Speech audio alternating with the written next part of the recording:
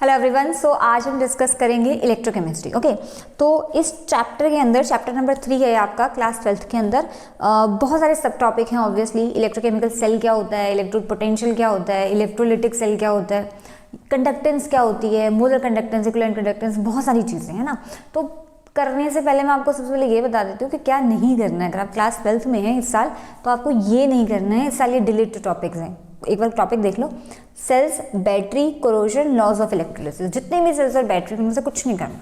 Corrosion में आप discuss करते थे, वो भी कुछ नहीं करना है इनमें से। ओके ना, अब ये तो ये बात रही कि डिलीट क्या हो गया ना। एक और बात, टॉपिक स्टार्ट करने से पहले, लेक्चर स्टार्ट करने से पहले सारे बच्चे जो हैं वो नोट्स बनाना स्टार्ट कर देंगे। बिकॉज बिना नोट्स बनाए अगर आप पढ़ रहे हैं तो आप बेवकूफ़ी कर रहे हैं, क्योंकि कोई फ़ायदा नहीं है। आप इतना मेहनत से इतना टाइम लगा के डाटा लगा के पढ़ भी रहे हैं और 2 दिन बाद ऑब्वियसली आप उसको भूल जाएंगे। पूरा नहीं भूलेंगे तो 50% तो भूल ही जाएंगे, और 2 दिन बाद फिर आप और भूल जाएंगे। तो आप ना भूलें, इसलिए लिखना ज़रूरी होता है। ओके, चलो आज जो हम टॉपिक डिस्कस करने वाले हैं इलेक्ट्रोकेमिस्ट्री का, वो है electrochemical cells and electrode potential. ये 2 टॉपिक मैंने उठाए हैं, बहुत इंपॉर्टेंट है और अच्छे से देखना। तो देखो, इलेक्ट्रोकेमिकल सेल को सबसे पहले डिस्कस कर रहे हैं। देखो, अगर आप इलेक्ट्रोकेमिस्ट्री को न्यूमेरिकल सॉल्व करना चाहते हैं ना, तो आपको ये समझ आना चाहिए कि इलेक्ट्रोकेमिकल सेल क्या है, क्या उसकी कंस्ट्रक्शन है और वो वर्क कैसे करता है, मतलब कैसे काम करता है, मतलब क्या हो क्या रहा है अंदर। क्योंकि जब तक आप ये इसका अंदर का भीतर का नहीं समझेंगे ना, आप नहीं कर सकते, है ना। तो एक बार इसकी कंस्ट्रक्शन देख लेते हैं कि इलेक्ट्रोकेमिकल सेल्स क्या होते हैं, और कुछ ट्रिक भी मैं आपके साथ शेयर करूंगी जो भी मुझे पता होंगी इलेक्ट्रोकेमिकल सेल या पोटेंशियल की जो भी इंपॉर्टेंट ट्रिक्स हैं वो भी देखेंगे। तो देखो, इलेक्ट्रोकेमिकल सेल क्या होता है। देखो, कुछ नहीं करना आपने। सबसे पहले आपने क्या करना है, अच्छा, इलेक्ट्रोकेमिकल सेल में आपको सबसे पहले याद रखना है कि ये करता क्या है। कोई काम नहीं है इसका। देखिए, हम यहाँ पे क्या करा रहे हैं, एक स्पॉन्टेनियस रेडॉक्स रिएक्शन करा रहे हैं। स्पॉन्टेनियस रिएक्शंस वो होती हैं जो खुद ब खुद हो जाती हैं, मतलब जिनमें आपको एनर्जी नहीं लगानी है, एनर्जी देने की ज़रूरत नहीं है, खुद ब खुद हो जाती हैं। जैसे पहाड़ से पानी का नीचे गिरना, अब धक्का थोड़ी दे रहे हैं आप पानी को कि भाई गिर जा, खुद ही रहे ना वो। तो पहाड़ से पानी जो है वो, उसके लिए कोई एनर्जी नहीं लगानी है, वो खुद नीचे गिरता है, जो भी होता होगा जिस वजह से गिरता होगा, ठीक है। तो वो स्पॉन्टेनियस प्रोसेस होगा। तो स्पॉन्टेनियस रेडॉक्स रिएक्शन लेनी है आपने। इस रिएक्शन में कुछ केमिकल एनर्जी बनती है। कहाँ से मिली आपको chemical energy? Spontaneous redox reaction से मिली। इस केमिकल एनर्जी को इलेक्ट्रिकल एनर्जी में कन्वर्ट करने का जो काम है वो करता है इलेक्ट्रोकेमिकल सेल। तो इलेक्ट्रोकेमिकल सेल का काम है स्पॉन्टेनियस रेडॉक्स रिएक्शन में जो केमिकल एनर्जी प्रोड्यूस हो रही है उसको इलेक्ट्रिकल एनर्जी में बदलेगा। ओके, अब वो कैसे करेगा ना, याद रखना कि reaction should be spontaneous in case of electrochemical cell. इसकी जरूरत भी पड़ेगी आगे। चलिए, फिलहाल मैं आपको सेल बता देती हूँ कि सेल एक्चुअली है क्या। देखिए, ऑब्वियस ही बात है, अगर आप रिएक्शन करा रहे हैं, रेडॉक्स रिएक्शन करा रहे हैं, तो बेसिकली आप 2 रिएक्शन करा रहे हैं, क्योंकि रेडॉक्स खुद ही 2 चीज़ों से मिलकर बना है। यानी कि उसमें आप रिडक्शन भी कराएंगे और ऑक्सीडेशन भी कराएंगे, तभी तो कहेंगे आप रेडॉक्स है। यानी कि इसमें 2 चीज़ें हो रही है, रिडक्शन भी हो रही है और ऑक्सीडेशन भी हो रही है। तो ये बात होगी। और जहाँ तक हमें पता है, रिडक्शन का मतलब होता है गेन ऑफ इलेक्ट्रॉन, जब इलेक्ट्रॉन गेन हो जाते हैं, और ऑक्सीडेशन का मतलब होता है लॉस ऑफ इलेक्ट्रॉन। सब कुछ लिखना है, जो मैं यहाँ लिख रही हूँ सब लिखना है, कुछ नहीं छोड़ना है, क्योंकि जो भी बताया जा रहा है ऑब्वियसली बहुत इंपॉर्टेंट है। ओके, तो देखो, अब इसका एक सेल बनाते हैं और देखते हैं ये कैसे काम करता है। तो पहले सेल बनाने के लिए मैं यहाँ पर 2 बीकर ले लेती हूँ। तो ये हमने 2 बीकर लगा दिए, मतलब मेरी ज़्यादा ड्राइंग अच्छी नहीं है तो वो आपको बड़े छोटे बीकर बनेंगे, पर चलो कोई बात नहीं, यकीन मानो बीकर सेम है, ठीक है। तो ये हमने 2 बीकर ले ली ना, अभी भी अलग लग रहा है। ओके ना, एक बीकर को हम लेफ्ट बीकर कह रहे हैं, मान लेते हैं लेफ्ट बीकर है, लेफ्ट साइड है तो लेफ्ट बीकर है, और ये राइट साइड में हमने राइट बीकर ले लिया। अब हमने क्या करना है, दोनों में एक सोल्यूशन लेना है, मतलब कोई भी मेटल का सोल्यूशन ले लेना है। जैसे सपोज कीजिए कि आप ले रहे हैं जिंक सल्फेट की सोल्यूशन लेते हैं, जिंक सल्फेट सोल्यूशन, और इस साइड आपने किसी और मेटल का सोल्यूशन ले लेना है। जैसे सपोज करो आपने ले लिया कॉपर सल्फेट का सोल्यूशन ना। अब जिस मेटल का सोल्यूशन आपने लिया होगा, उसी मेटल का इलेक्ट्रोड, बेसिकली सॉलिड रॉड तो सॉलिड ही होगी, उसी मेटल की आपने रॉड अंदर डालनी है जिस मेटल का सोल्यूशन होगा। जैसे सपोज कीजिए कि आप जिंक सल्फेट का सोल्यूशन ले रहे हैं, तो ये जो रॉड होगी वो जिंक की ही होगी, और किसी की नहीं ले सकते आप। सिमिलरली आपने इस साइड भी जो मेटल ले रहे हैं आप, कॉपर ले रहे हैं, कॉपर की आपने रॉड जो है अंदर डाल देंगे। ओके, तो ये जो है इस तरफ हमने कॉपर की रॉड ले ली ना।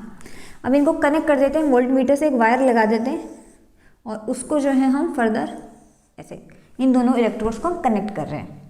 ओके ना, अब यहाँ पर ये वाली जो टर्मिनल होगी, जो लेफ्ट वाली मैंने टर्मिनल लिखी है, इसको आप कह रहे हैं एनोड, इसको आप कह रहे हैं एनोड, और चार्ज आ रहा है इस पे नेगेटिव। सिमिलरली इस वाली साइड को आप कह रहे हैं चार्ज आ रहा है पॉजिटिव, और आप इसे कहेंगे कैथोड। तो प्लीज़ रिमेंबर कि इलेक्ट्रोकेमिकल सेल में नेगेटिव एनोड होता है और पॉजिटिव कैथोड होता है। प्लीज़ रिमेंबर, क्योंकि इलेक्ट्रोलाइटिक सेल में चेंज हो जाता है। ठीक है, पर हम भी इलेक्ट्रोकेमिकल सेल पढ़ रहे हैं, तो यहाँ पे एनोड मैं ट्रिक याद करने की बताऊंगी थोड़ी देर में ना। साथ में आपने लगा देना है सॉल्ट ब्रिज ना।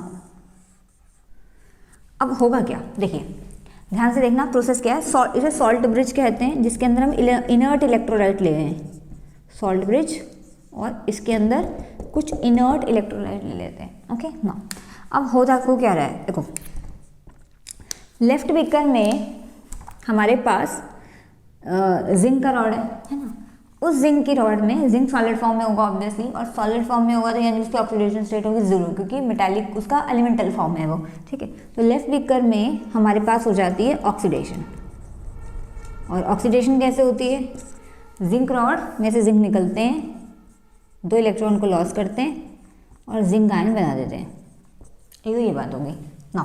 दूसरी साइड आपके पास होती है रिडक्शन, यानी कि यहाँ पे जो कॉपर पॉजिटिव, क्योंकि कॉपर सल्फेट में कॉपर +2 होगा, सल्फेट -2 होगा, तो इस सोल्यूशन में से कॉपर आयन इन 2 इलेक्ट्रॉन को कैच कर लेते हैं, क्योंकि ये जो इलेक्ट्रॉन्स जिंक ने रिलीज किए हैं ये हमारा किस तरफ चले जाएंगे, दूसरी साइड चले जाएंगे, क्योंकि दूसरी साइड उसको प्लस चार्ज मिल रहा है। ओके, तो जो 2 इलेक्ट्रॉन रिलीज किए हैं जिंक ने वो दूसरी साइड चले जाएंगे, क्योंकि पॉजिटिव वाला जो टर्मिनल है इनको अट्रैक्ट कर रहा है। तो यहाँ रिडक्शन की एक्सचेंज आती है, कॉपर आयन जो कहाँ से मिले आपको, सोल्यूशन में से मिले हैं, वो 2 इलेक्ट्रॉन को कैच करके कॉपर सॉलिड बना लेते हैं। और ये कॉपर सॉलिड जब बनता है तो ये इलेक्ट्रोड पे ही चिपक जाएगा, मतलब डिपॉजिट बोल सकते हैं आप इसे सही भाषा में, इट इज डिपॉजिट।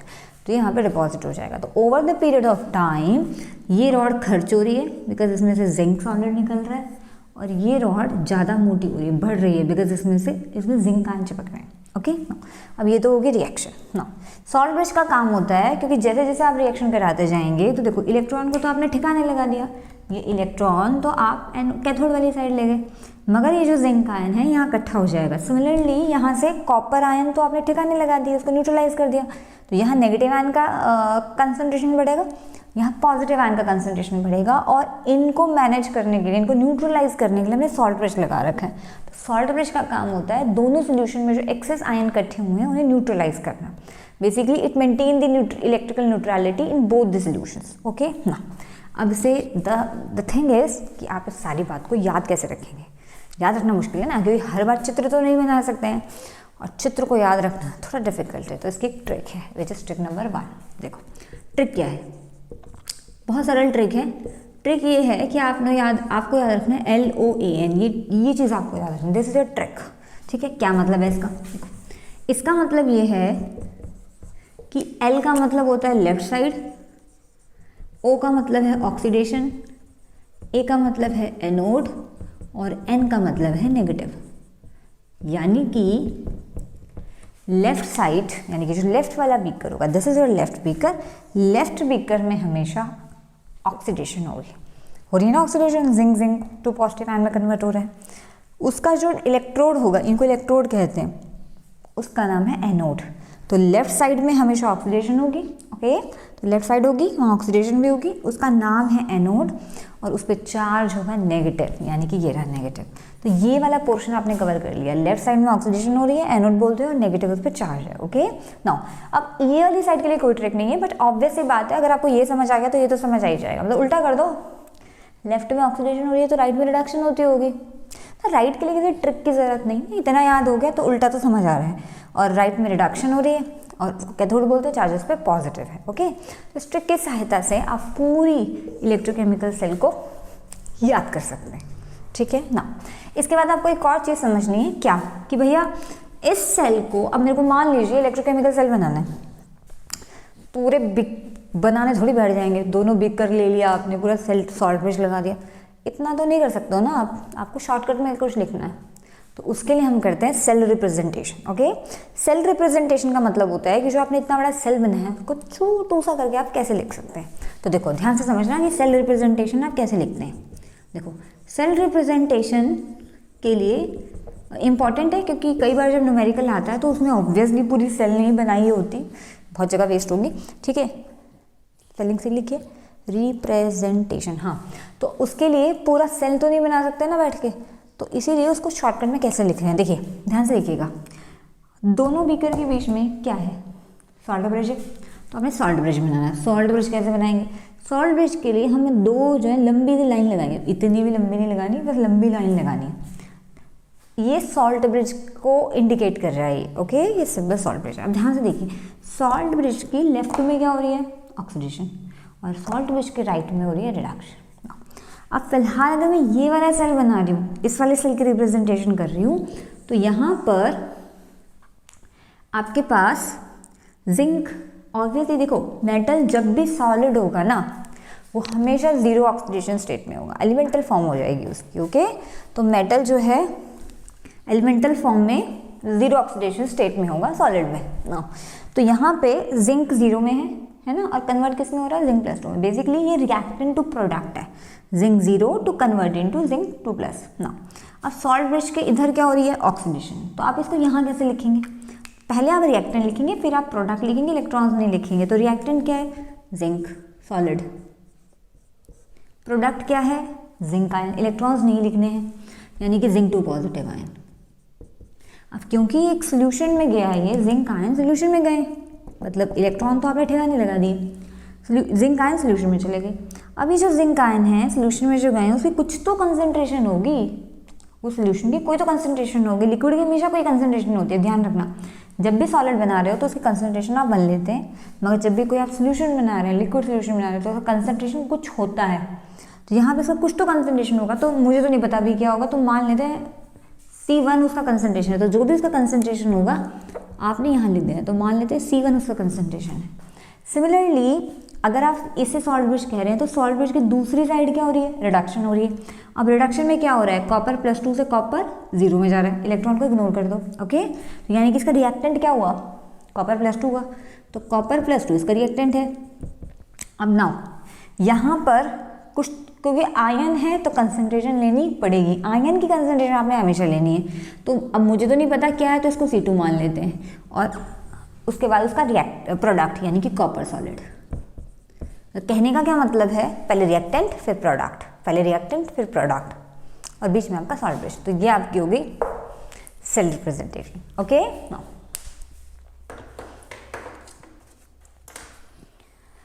अब जो नेक्स्ट टॉपिक हम कर रहे हैं that is electrode potential. Question बहुत आते हैं उसके ऊपर और बहुत कुछ है इसमें डिस्कस करने के लिए, बहुत इंपॉर्टेंट चीज़ें हैं। तो चलिए फिर स्टार्ट करते हैं।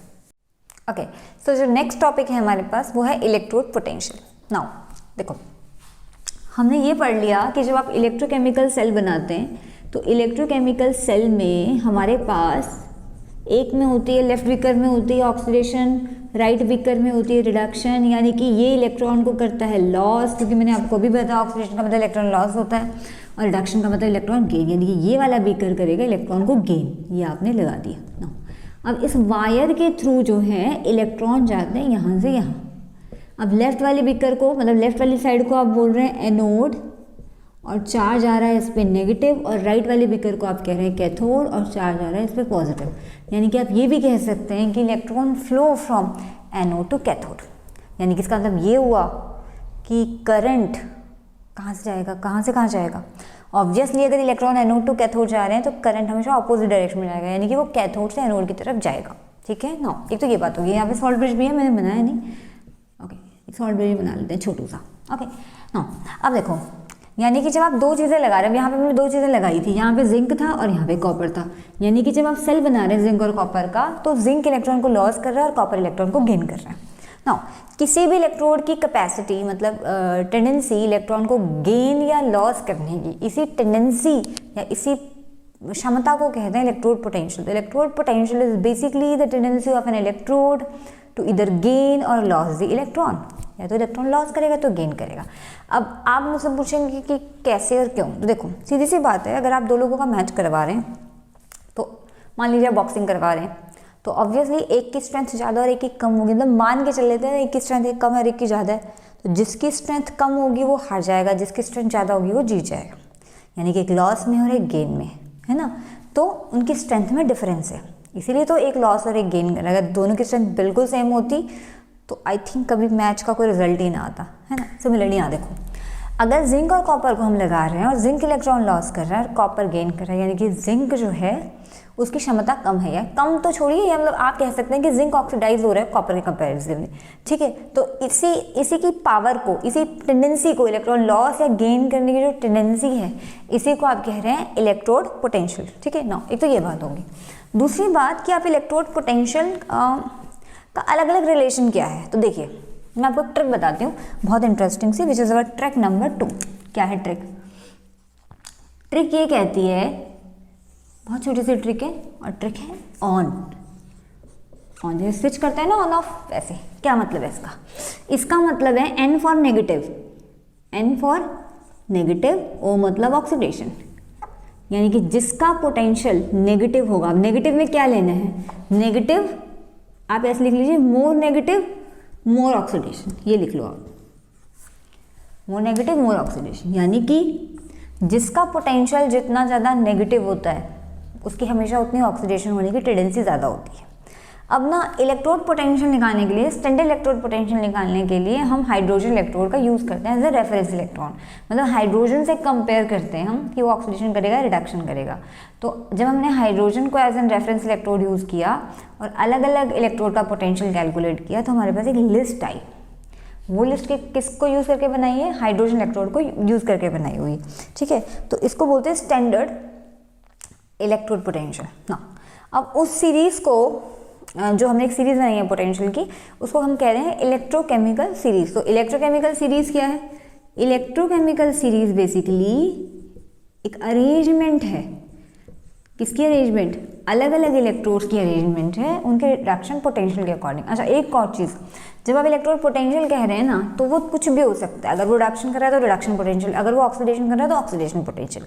पर यूजुअली हम रिडक्शन ऑक्सीडेशन पोटेंशियल जो है वो, पर यूजुअली हम रिडक्शन पोटेंशियल लेते हैं, मतलब जो कन्वेंशन है उसके अकॉर्डिंग हम हमेशा रिडक्शन पोटेंशियल को यूज़ करेंगे, ठीक है। मैं बताती हूँ इस बात को, पहले आप इतना समझो कि ट्रिक क्या है, यानी कि जो ज़्यादा नेगेटिव होगा वो हमेशा ऑक्सीडेशन करेगा। एक तो ये ट्रिक होगी।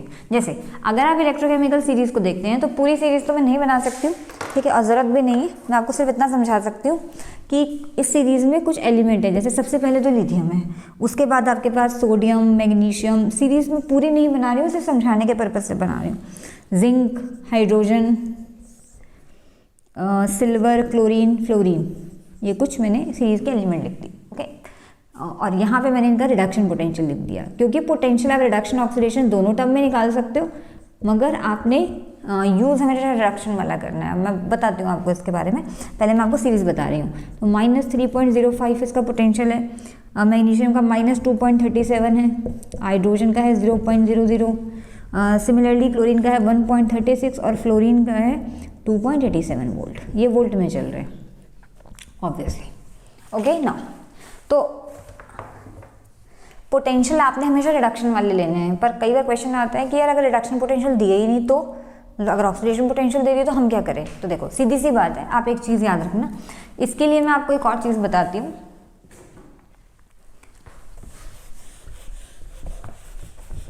विच is trick number 3।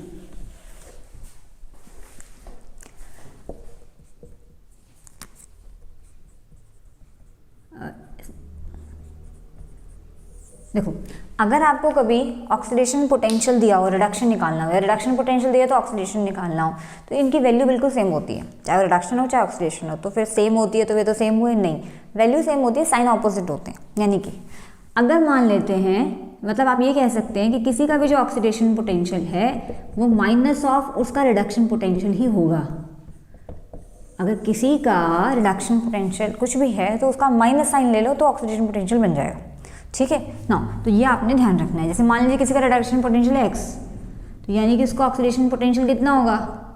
Minus x होगा, तो ऑक्सीडेशन पोटेंशियल माइनस एक्स हो गया, रिडक्शन पोटेंशियल हो गया प्लस एक्स, यानी कि वैल्यू सेम है बट साइन ऑपोजिट है, ठीक है ना।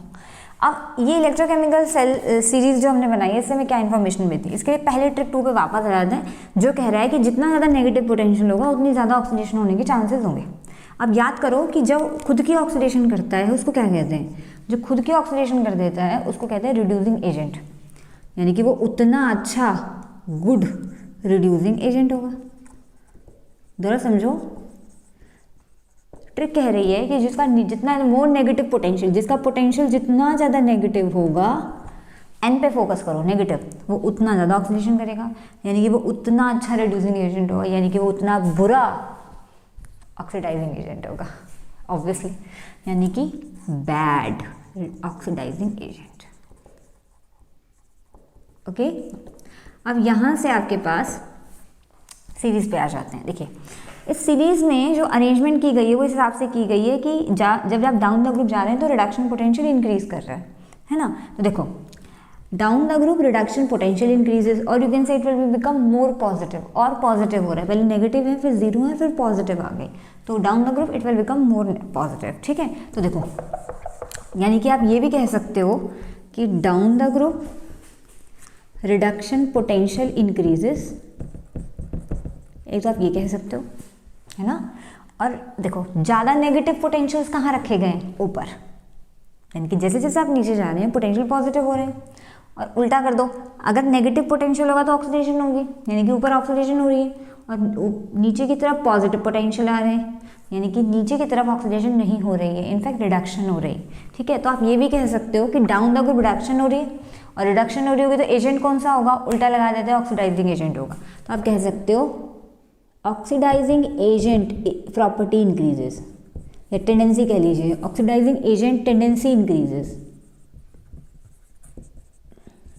दोबारा समझो, जब आप डाउन द ग्रुप मूव कर रहे हैं, sorry not down the group, in the down the series actually, usually periodic table पढ़ा के ऐसा हो जाता है, आप डाउन द ग्रुप बोलने लग जाते हो। तो जब आप डाउन द सीरीज मूव कर रहे हैं तो रिडक्शन पोटेंशियल बढ़ रहा है, यानी कि रिडक्शन के चांसेस बढ़ रहे हैं, आप ये भी कह सकते हैं, ठीक है। तो रिडक्शन बढ़ेगी तो उल्टा कर दीजिए, रिडक्शन जो खुद की करता है वो दूसरे की ऑक्सीडेशन करता है, ऑक्सीडाइजिंग एजेंट होता है, यानी कि down the group oxidizing agent tendency increases, और you can say down the group reducing agent tendency decreases, या पावर कह लीजिए, टेंडेंसी कह लीजिए, पावर डिक्रीजेज, पावर भी कह सकते हो आप, ऑक्सीडाइजिंग एजेंट पावर ज़्यादा अच्छा लग रहा है, इंग्लिश में ज़्यादा इसका मतलब बन रहा है, oxidising agent power decreases increases और रिड्यूसिंग एजेंट पावर डिक्रीजेज, इसका ये मतलब भी हुआ, ओके ना। अच्छा, एक तो ये बात होगी, दूसरी चीज़ आपको ध्यान रखनी, यानी कि अच्छा अगर आपको देखना है कि सबसे अच्छा ऑक्सीडाइजिंग एजेंट कौन सा होगा, सबसे अच्छा ऑक्सीडाइजिंग एजेंट वो होगा जो खुद की रिडक्शन कर रहा है, और सबसे अच्छी रिडक्शन वो करेगा जिसका पोटेंशियल पॉजिटिव है, उल्टा हो गया ना। तो this fluorine will be the best कह लीजिए या गुड कह लीजिए, कुछ भी कह लीजिए, स्ट्रॉन्गेस्ट कह लेते हैं, strongest oxidising agent, and this lithium will be the strongest reducing agent, because ये खुद की ऑक्सीडेशन कर रहा है क्योंकि इसका पोटेंशियल सबसे ज़्यादा नेगेटिव है। आप सिर्फ ये चीज़ याद रखो ऑन, इससे आप सारी चीज़ें निकाल सकते हो, तो आपको जितनी भी रिलेशन है ना आप इसी से कैलकुलेट कर सकते हो। बस ध्यान ये रखना है कि अगर खुद की ऑक्सीडेशन कर रहा है, मोड नेगेटिव है, तो उतनी ज़्यादा ऑक्सीडेशन की टेंडेंसी बढ़ेगी, यानी कितना अच्छा रिड्यूसिंग एजेंट होगा इतना बुरा ऑक्सीडाइजिंग एजेंट होगा, ओके ना। अच्छा, एक तो ये बात हो गई, इसके अलावा आपने क्या याद रखना है ना, एक ट्रिक आपने और ध्यान रखनी है, ट्रिक नंबर 4, क्या कि अगर आपसे कोई ये पूछ ले कि 2 मेटल दे दिया और पूछ लिया कि इनमें से ज़्यादा रिएक्टिव मेटल कौन सा है, अगर 2 मेटल दे दे और पूछे ज़्यादा रिएक्टिव मेटल कौन सा है, तो इसमें भी आपने ध्यान रखना है क्या, जिसका जितना नेगेटिव पोटेंशियल होता है, more negative potential, reduction potential लेना है, ऑक्सीजन वाला नहीं लेना है, जितना नेगेटिव पोटेंशियल होता है वो उतना ही अच्छा ऑक्सीडेशन शो करता है, यानी कि वो उतना ऑक्सीडेशन शो करेगा, मोर ऑक्सीडेशन, यानी कि वो मोर रिएक्टिव मेटल होगा, मोर रिएक्टिव मेटल। क्या पढ़ा हमने, ये मोर नेगेटिव पोटेंशियल, मोर ऑक्सीडेशन, मोर रिएक्टिव मेटल, यानी कि वो मेटल उतनी रिएक्टिव है। तो अगर आपको लिथियम और मैग्नीशियम में कंपेयर करना पड़े तो लिथियम और मैग्नीशियम में ज़्यादा नेगेटिव पोटेंशियल किसका है, इसका, यानी कि ये ज़्यादा अच्छी मेटल है, ज़्यादा रिएक्टिव मेटल है, Okay, now next we have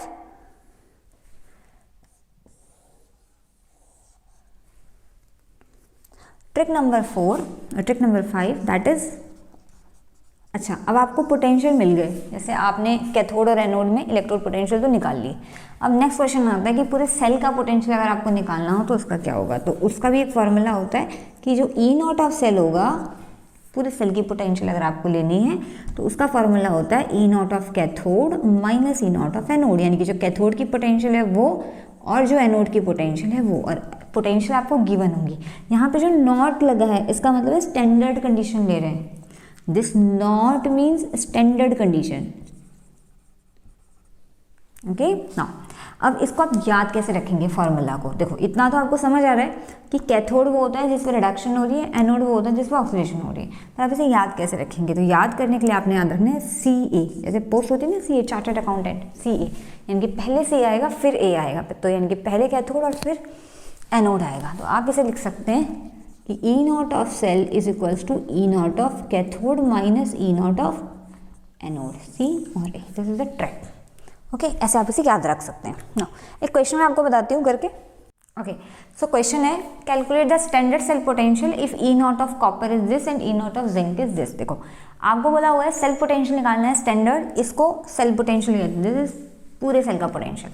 अगर आपको ई नॉट इतना दे रखा और ये इतना दे रखा, देखो अगर आपको नहीं भी बताना सेल क्या है तो भी आप ये क्वेश्चन कर लोगे। कैसे, वैसे तो उसने सेल पहले दे दिया, तो पता चल रहा है कि सॉल्ट ब्रिज के इस तरफ यानी कि लेफ्ट साइड हमेशा ऑक्सीडेशन होती है, यानी कि यहाँ ऑक्सीडेशन हो रही है और यहाँ हमेशा रिडक्शन हो रही है, और जहाँ ऑक्सीडेशन होती है उसको बोलते हैं loan, left side oxidation anode negative, यानी कि इसको बोलेंगे एनोड और इसको बोलेंगे कैथोड। वैसे तो मुझे यहाँ से भी समझ आ रहा है, पर मान लो नहीं दिया तो कैसे करेंगे। तो देखो तब भी सीधी सी बात है, आपको जो पोटेंशियल दिए हुए हैं आप चेक करो कि उनकी वैल्यूज़ क्या हैं। ये है प्लस 0.34 माइनस 0.76। तो आपने ट्रिक पढ़ी है ऑन, यानी कि जो ज़्यादा नेगेटिव है हमेशा ऑक्सीडाइज करता है, तो इसमें ज़्यादा नेगेटिव कौन है, जिंक है ना, यानी कि इसकी हमेशा ऑक्सीडेशन होगी, यानी कि ये हमेशा एनोड होगा, मतलब यहाँ पर, तो ऑब्वियसली इसकी रिडक्शन होगी और ये कैथोड होगा। तो आपको यहाँ से भी समझ आ रही है बात ना। अब यहाँ पर आपको फार्मूला लगा देना है कि सेल पोटेंशियल स्टैंडर्ड निकालने के लिए फार्मूला होता है चार्टर्ड अकाउंटेंट CA, यानी कि E naught of cathode minus E naught of anode. तो बस कुछ नहीं करना, आपने फार्मूला लगा देना है। कैथोड किसकी बनी हुई है, कॉपर की, यानी कि 0.34, एनोड बनी है जिंक की। तो एक तो फार्मूला का माइनस हो गया है ना, एक वैल्यू का माइनस है, वैल्यू में भी तो माइनस है, तो यहाँ से आंसर आ जाएगा 1.1 volt which is the total potential. Okay, now तो ऐसे आप पहचान सकते हैं, अगर सेल की रिप्रेजेंटेशन ना भी होती तो भी हम ऐसे निकाल लेते। नाउ अगली ट्रिक है हमारे पास which is trick number 5, that is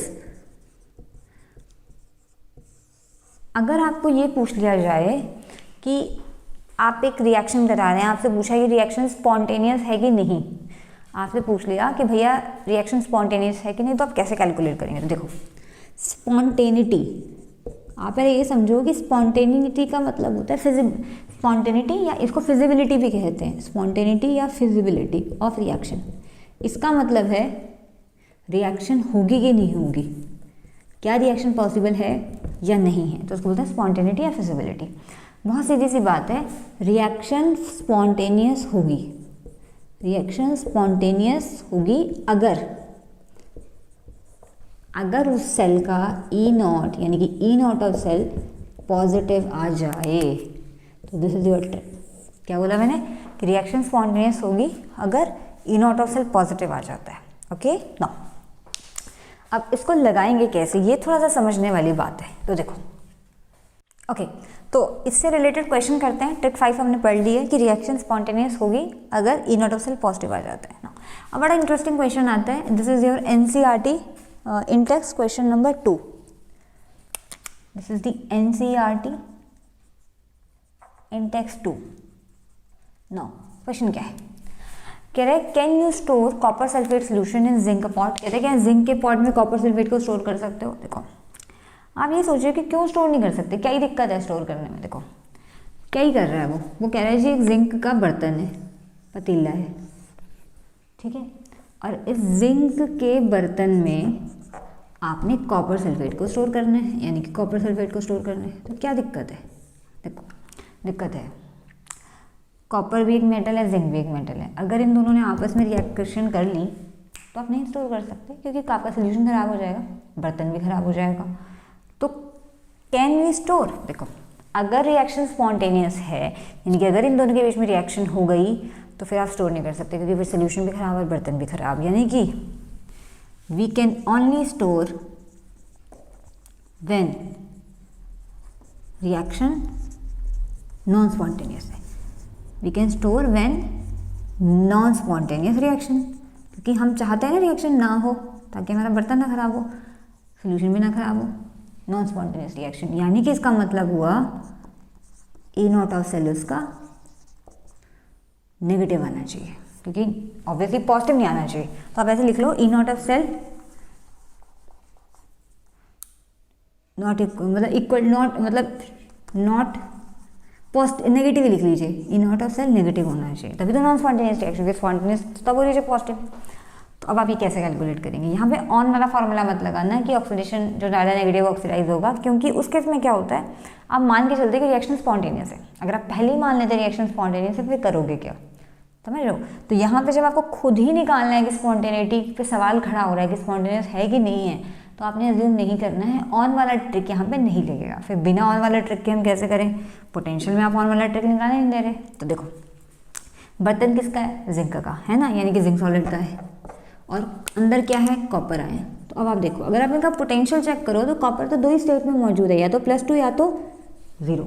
और कॉपर आयन +2 में तो ऑलरेडी है, क्योंकि सोल्यूशन आपने बनाया है। तो कॉपर +2 तो ऑलरेडी है, तो अब क्या पॉसिबिलिटी है कि वो कॉपर 0 में जाए, यानी कि कॉपर प्लस से कॉपर 0 बनेगा। ठीक है ना? अब ये बर्तन आपने जिंक का लिया हुआ है ना। अब देखो, अब बर्तन जो आपने लिया हुआ है जिंक सॉलिड का, उसमें ऑब्वियसली ऑक्सीडेशन स्टेट 0 है। तो अब जिंक तो दो ही स्टेट में था, या तो 0 में या तो +2 में। अब 0 में तो आपने पहले ही बना रखा है इसे, क्योंकि मेटल है, सॉलिड है, तो 0 ऑक्सीडेशन स्टेट है। तो अब क्या पॉसिबिलिटी है किस में जाए? +2 में जाए, यानी कि जिंक 0 से जिंक +2 में जा सकता है। और जिंक 0 से अगर +2 में जाता है तो ये प्रोसेस कहलाएगा ऑक्सीडेशन, यानी कि जिंक की हो रही है ऑक्सीडेशन। और कॉपर +2 से कॉपर 0 में जा रहा है, तो ये प्रोसेस होगा रिडक्शन। और रिडक्शन को कहते हैं कैथोड, ऑक्सीडेशन को कहते हैं एनोड। यानी कि यहाँ से आपको समझ आया है कि कौन कैथोड और कौन एनोड होगा। सिंबल्स चेक करना है आपने, यहाँ पे जो लिखे होते हैं नोटेशन, इन्हें चेक करना है ना। अब यानी कि अब आप निकाल सकते हैं। तो अब आप लगाइए E नॉट ऑफ सेल का फार्मूला। तो E नॉट ऑफ सेल होगा कैथोड माइनस एनोड, फार्मूला वही रहेगा। तो कैथोड किसकी बनी हुई है? कॉपर की, और पोटेंशियल कितनी है? 0.34। एनोड किसकी बनी है? जिंक की, और पोटेंशियल कितनी है? -0.76। वैल्यू जो आ रही है ना, वो पॉजिटिव में आ रही है, +1.1 वोल्ट आ रही है। इसका मतलब है आप स्टोर नहीं कर सकते, क्योंकि रिएक्शन हो गई स्पॉन्टेनियस। रिएक्शन स्पॉन्टेनियस है, hence can not store, hence can not store. तो ये सारी कहानी है। ओके ना, आज का वीडियो इतना ही करते हैं। सारे अच्छे से नोट्स बना लेना और अच्छे से जो है इसको रिवाइज कर लेना। रिवाइज करना बहुत ज़रूरी है। फिर एक नई वीडियो के साथ मिलेंगे। अगर कोई दिक्कत होगी, कोई डाउट होगा तो कमेंट सेक्शन में बता देना, और चैनल लाइक शेयर सब्सक्राइब कर देना। Thank you so much.